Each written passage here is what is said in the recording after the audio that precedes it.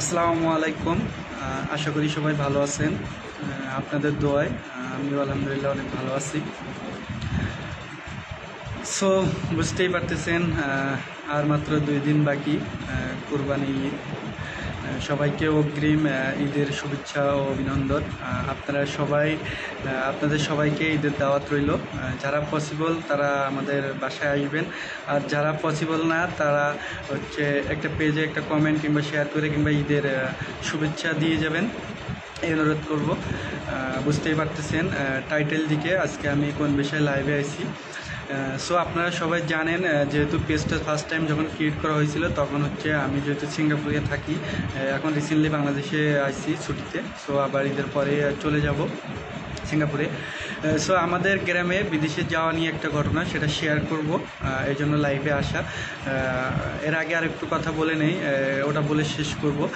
আপনারা যারা এই পেজে কন্টিনিউ ভিডিও দেখেন এবং সাপোর্ট করেন তারা হয়তো জানেন। অনেকেই প্রশ্ন করছে যে ভাই এত বড় পেজটার ভিডিওগুলো কই গেল, ভিডিওগুলো কেন ডিলিট করা হয়েছে। কারণ আপনারা পেজের ভিতরে যদি ঢুকে দেখেন তাহলে কিন্তু পেজে কোনো ভিডিও নাই, কারণ সব ভিডিওগুলো কিন্তু ডিলিট করা হয়েছে একটা কারণে। সো কারণটা নাই বা বলি। সো আমি আপনাদের কাছে অনুরোধ করব, আপনারা পূর্বে যেভাবে পেজটা সাপোর্ট করতেন সেভাবেই সাপোর্ট করবেন।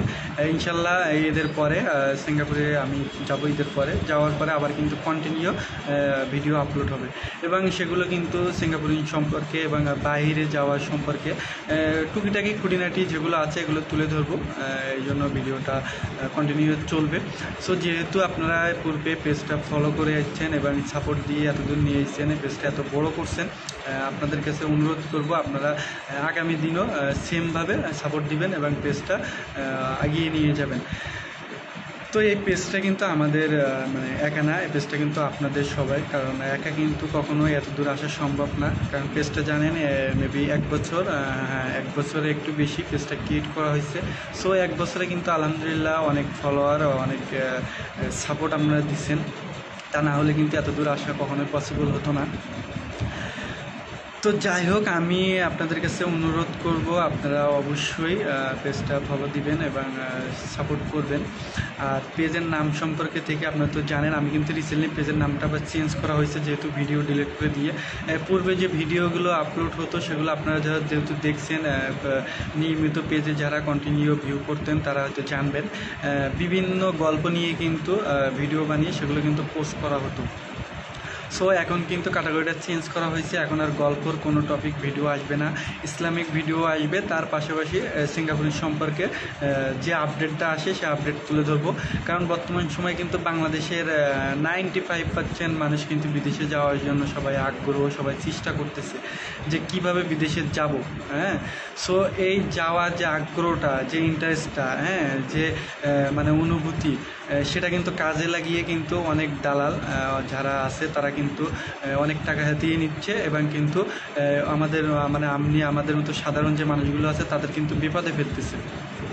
সো আমি কিন্তু টাইটেল দিকেই বুঝতেই পারতেছেন, আমি আমাদের গ্রামের একটা ঘটনা আপনাদেরকে শেয়ার করব। আপনারা সেম ভুল করবেন না, এই জন্য মূলত ভাবলাম, যেহেতু এই ঘটনাটা ঘটছে, আমার এক ভাই যেহেতু ভুক্তভোগী। সো আমি আপনাদের এই ভিডিওর মাধ্যমে শেয়ার করব যাতে সেম প্রবলেমটা যেন আপনারা না পড়েন। কারণ একটা মানুষের কিন্তু একটা আশা ভরসা থাকে, অনেক কষ্ট করে টাকা জোগাড় করে। সো এত কিছু করার পরে দেখা যাচ্ছে একটা দালাল, একটা বাটপারের হাতে যখন পড়ে তখন কিন্তু সব নষ্ট হয়ে যায়, আর সেই ছেলেটার কিন্তু লাইফটাই নষ্ট হয়ে যায়। শুধু সেই ছেলেটার না, তার যে ফ্যামিলি সবাই কিন্তু ক্ষতিগ্রস্তর মুখে পড়ে। সো আমি ঘটনাটা আপনাদেরকে শেয়ার করি। আমি আমার বাসা, আমার অ্যাড্রেসটা একটু বলি। আমি তো অনেক দিন সিঙ্গাপুরে ছিলাম। আপনারা যারা পেজে কন্টিনিউ ভিউ করতেন, কন্টিনিউ ভিডিও দেখতেন, পেজটা যেভাবে কন্টিনিউ যারা ফোকাস করতেন তারা হয়তো জানেন, কারণ আমি নিয়মিত কিন্তু সিঙ্গাপুর সম্পর্কে আপডেট নিয়ে ভিডিও তৈরি করতাম। তার পাশাপাশি বিভিন্ন গল্প, ইসলামিক ভিডিও তো আপলোড করতাম। তো যাই হোক, আমি কি বলে রিসেন্টলি দেশে আসছি, বাংলাদেশে। তো বাংলাদেশে আসার পরে আমার দেশের ভাষা হলো সাতক্ষীরা জেলা। সাতক্ষীরা জেলা। আপনারা যদি সাতক্ষীরা থেকে কেউ দেখেন কিংবা পেজে কেউ যুক্ত থাকেন তাহলে অবশ্যই কমেন্টে জানাবেন, আমি রিপ্লাই দেওয়ার চেষ্টা করব যেহেতু দেশে। আর আপনারা কে কোথা থেকে পেজটা ভিউ করেন, কন্টিনিউ ভিডিও দেখেন এবং লাইভে সংযোগ আছেন অবশ্যই একটু কমেন্টে জানাবেন, পরিচিত হওয়া তাহলে পরিচয় হওয়া যাবে। তো আমি যে বিষয়ে আপনাদেরকে শেয়ার করব সেটা আর বেশি লম্বা করব না, আমি সেটাই শেয়ার করব। দেখুন বর্তমান সময় কিন্তু আমরা সবাই মানে বিদেশে যাওয়া, বাংলাদেশে আপনি সবাই জানি যে বাংলাদেশে কিন্তু চাকরির ক্রাইসিস, বর্তমান সময় সব জিনিসের অনেক দাম নিতান্ত করে যেতে। সো বাংলাদেশে কিন্তু সাধারণ যে চাকরি বাকরি করে হচ্ছে অনেক টাফ জীবনযাপন করা, ফ্যামিলি নিয়ে চলা। সো এই সব কিছু বিবেচনা করে কিন্তু সবাই এখন আমি সবাই যদি 10টা মানুষের কাছে জিজ্ঞাসা করেন 10 জনই বলবে যে ভাই বিদেশে যাব, বাইরে সেটেল হবো, এই চিন্তাভাবনা কিন্তু সবারই থাকে। সো সেই জায়গার থেকে যে কিছু দালাল আছে, দালালের চক্র পড়ে কিন্তু অনেকেই ক্ষতিগ্রস্ত হচ্ছে। আমাদের গ্রামে আমার একটা ফ্রেন্ড বলতে পারেন, উনি কিন্তু ইটালিতে যাওয়ার জন্য প্রস্তুত, কিংবা পূর্বে 2 বছর ধরে কিন্তু বিভিন্ন জায়গায় চেষ্টা করতেছে, বিভিন্ন মানুষের কাছে যাচ্ছে, হাঁটতেছে, যোগাযোগ কন্টিনিউ করতেছে যে উনি মালয়েশিয়ায় যাবে। সো আপনারা সবাই জানেন বর্তমান সময় তো বাংলাদেশ থেকে মালয়েশিয়ায় যাওয়া অনেক টাফ, কারণ লিগ্যালভাবে কিন্তু যাওয়ার ওয়াই খুবই কম। মেবি 2টা 3টা অনেক বিষয় আছে, অনেক ক্যাটাগরির বিষয় আছে, কিন্তু আমাদের আমি সাধারণ মানুষের জন্য অনেক টাফ মালয়েশিয়ায় যাওয়া। সো বুঝতেই পারতেছেন এই যে দালালের চক্র অবৈধভাবে মালয়েশিয়া নিয়ে যাবে। সো আমার এক ভাই উনি কমেন্ট করছে, উনি আমার অনেক সিনিয়র, অনেক বড় ভাই, কমেন্ট করছে যে খুব ভালো। থ্যাংক ইউ ভাই ইসলামিক বয়ান টিভি, থ্যাংক ইউ ভাইয়া, আপনাকে দোয়া করবেন ভাই আমি যেন কন্টিনিউ করতে পারি, আপনারা দোয়া করবেন। তো যাই হোক, আমি যে বিষয়টা আপনাদেরকে শেয়ার করব যেটা বলতেছিলাম।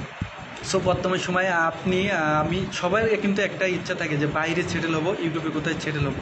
সো আমার ওই সিনিয়র ভাই কিন্তু উনি কিন্তু হচ্ছে আপনার মালয়েশিয়া যাওয়ার জন্য, মালয়েশিয়া বলতেছি ইটালিতে যাওয়ার জন্য কিন্তু অনেক দিন ধরে চেষ্টা চালাচ্ছে, প্রসেসিং করতেছে অনেক জায়গায়, বিভিন্ন মানুষের কাছে যায়, অনেক জায়গায় ফার্স্টে মেবি 23 সালের শুরুর দিকে এক জায়গায় টাকা জমা দিছিল। সো সেই জায়গায় যে কোনো কারণে মিস্টেক হয়ে গেছে, তো যাওয়ার পর ওখান থেকে টাকাটা কিন্তু রিটার্ন পাইছে। সো তারপরে আমার ওনার হচ্ছে রিলেটিভ, ওনার হচ্ছে রিলেটিভ বলতে ওনার বোন জামাইয়ের ভাই আর কি। সো ওনার বোন জামাইয়ের ভাই হচ্ছে আপনার ইটালিতে থাকে। সো উনি ইটালিতে যখন থাকে উনি হচ্ছে দেশে আইছে। তো দেশে এসে উনি একটা দেশের পরিস্থিতি দেখার পরে উনি হচ্ছে বুঝতে পারছে যে বাংলাদেশের মানুষ কি আগ্রহী বিদেশে যাওয়া, আর ইউরোপ বললে তো কোনো কথাই নাই।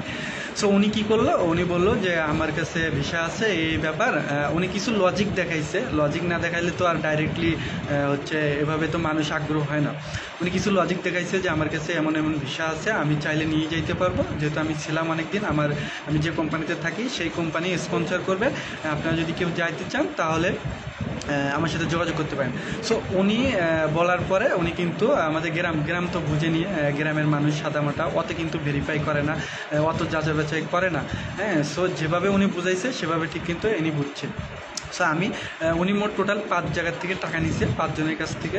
সো আমি যেহেতু আমার রিলেটিভ যার, আমি তার ঘটনাটা খুলে বলবো আপনাদেরকে।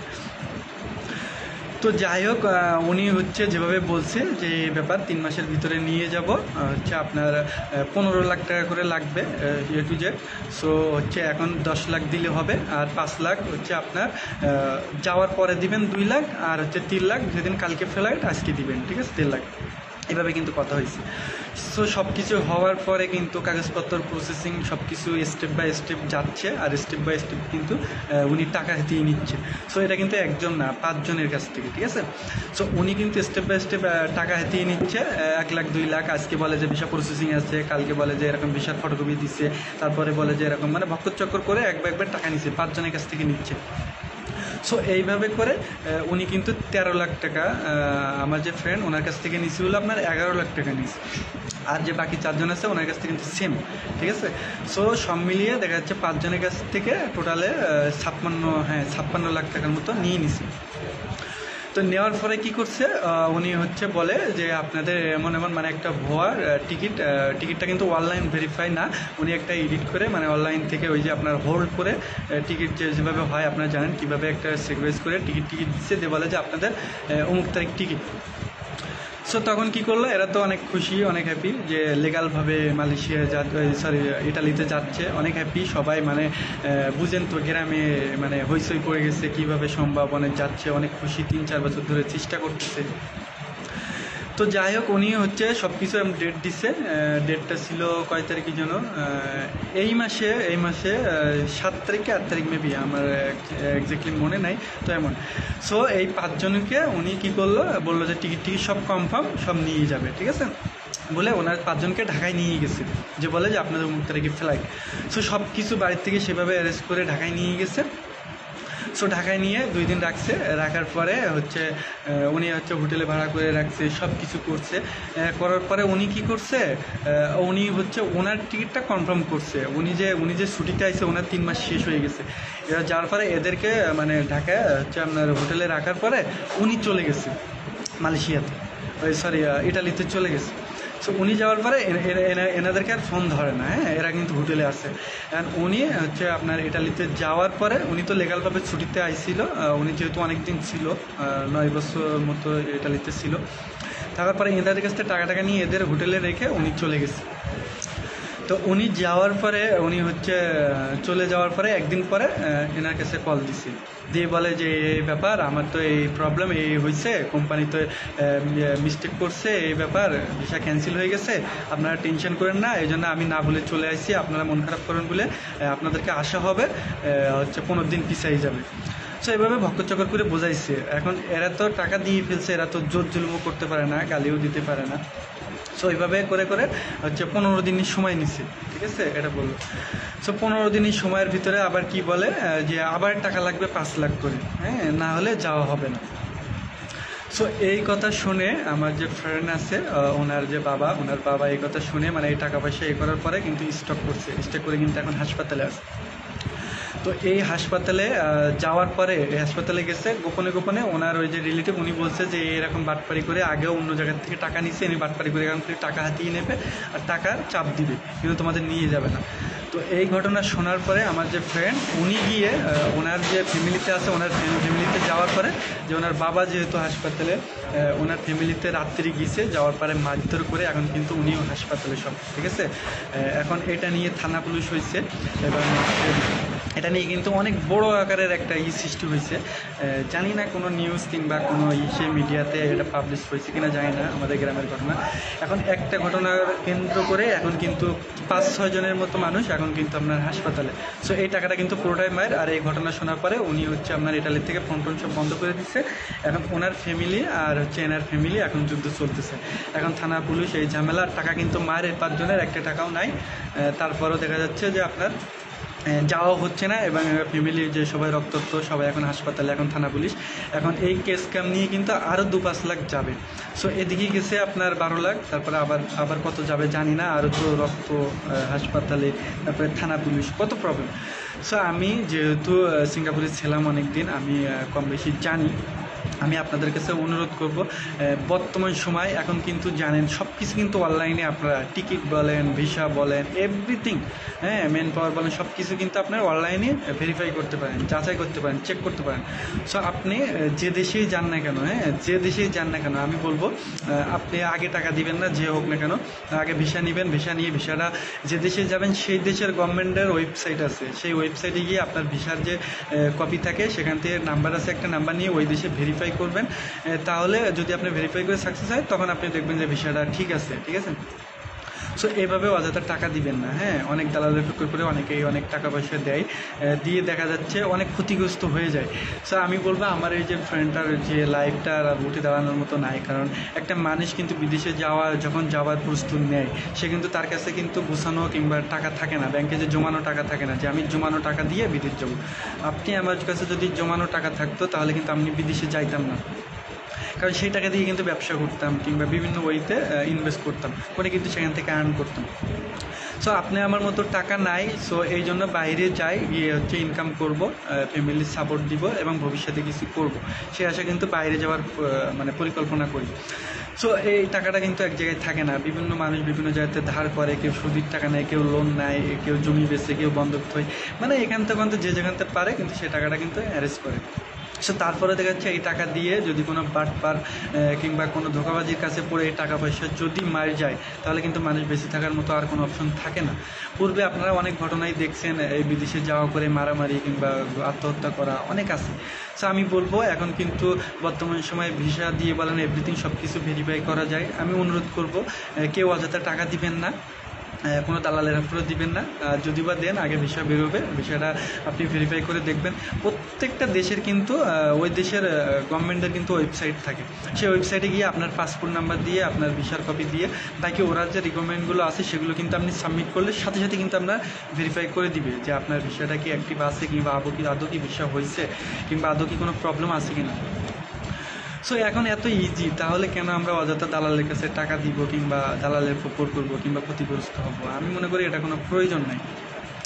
তো যাই হোক, আমি ভাবলাম যে এই ঘটনাটা কিন্তু সরি এই সেম ঘটনা কিন্তু প্রতিনিয়ত ঘটতেছে। হ্যাঁ, আপনারা জানেন। হ্যাঁ, এগুলো বেসিক্যালি গ্রামে বেশি হয়, টাউনের ওপরে এত হয় না, কারণ টাউনের ওপরে একটু চালাক থাকে, গ্রামে এগুলো হয় না। আর তাতে করে আবার এই রিসেন্টলি কিছু দেখি অনেক দালাল আছে, অনেক এজেন্সি আছে, বিভিন্ন থানা জেলা ভিত্তি করে একটা করে অফিস করছে এজেন্সি, বিভিন্ন দেশে নিয়ে যাবে। এরা কিন্তু 10-15 জন 20 জন করে কিন্তু কথাবার্তার বলে সব কিছু একটা করে কিছু কিছু টাকা করে নিয়ে কিন্তু অফিস বারটা হাওয়া হয়ে যায়। পূর্বে কিন্তু ঢাকায় এমন হয়েছে, এখন ঢাকাতে দেখা যাচ্ছে সবাই সচেতন, এই জন্য কিন্তু বিভিন্ন গ্রাম জেলা ভিত্তিতে কিন্তু সেম কাহিনি করতেছে। সো আমি একটা কথা বলবো, ভিসা করা লিগ্যাল ওয়েতে যদি যান তাহলে কিন্তু অগ্রিম কোনো টাকা দেওয়ার প্রয়োজন নেই, কারণ ভিসা করতে কিন্তু কোনো টাকা লাগে না। আর কোনো গভর্নমেন্টের এমন কোনো নিয়ম নাই যেরকম 5 লাখ 10 লাখ টাকা দিলে ভিসা হবে কিংবা এই হবে ওই হবে। বেসিক্যালি তো টাকা খুব একটা লাগে না লিগ্যালভাবে যাইতে, ঠিক আছে? যখন দালালের পক্ষে করেন তখন কিন্তু টাকাটা লাগে। সো আমি অনুরোধ করব অনেক যাচাই বাছাই করে তারপরে টাকা দিবেন, অযথা টাকা দিবেন না, এই হলো আমার অনুরোধ। আর পূর্বে এই পেজটায় সিঙ্গাপুর সম্পর্কে সব ভিডিও আসবে, ভিসা সম্পর্কে, সিঙ্গাপুরে যাওয়া সম্পর্কে, কিভাবে সিঙ্গাপুরে যাবেন, সিঙ্গাপুরের ভিসা যাইতে কোন ভিসা কোন ক্যাটাগরিতে, কিংবা কত টাকা খরচ, কিংবা কোথা থেকে ট্রেনিং করতে হয়, এ টু জেড কিন্তু পাবেন। আমি হচ্ছে ঈদের পরেই সিঙ্গাপুরে যাব, সেখান থেকে কন্টিনিউ পাবেন, আপনি লাইভেই পাবেন। আর যতদিন আসি দেশে কম বেশি আপনাদেরকে আপডেট দেওয়ার চেষ্টা করব। আপনারা পূর্বে যেভাবে পেজটা সাপোর্ট করতেন আমি অনুরোধ করব এবং আশা করি আপনারা এভাবেই সাপোর্টটা দিবেন। আর প্লিজ আপনার কাছে অনুরোধ, আপনার কাছে একটাই দাবি, আপনারা অযথা কোনো দালালের কাছে টাকা দিবেন না। তো যাই হোক, যেহেতু লাইভে আসলাম, ঈদ খুবই কাছে, কোরবানি ঈদ, অগ্রিম শুভেচ্ছা ঈদের। সবাই সবার জন্য দোয়া করবেন ঈদে, আর সবাই ভালো থাকবেন। আমি লাইভটা এখানেই শেষ করতেছি কারণ লাইভটা অনেক লং হয়ে গেছে। সো সবাই ভালো থাকবেন, সুস্থ থাকবেন, আল্লাহ হাফেজ।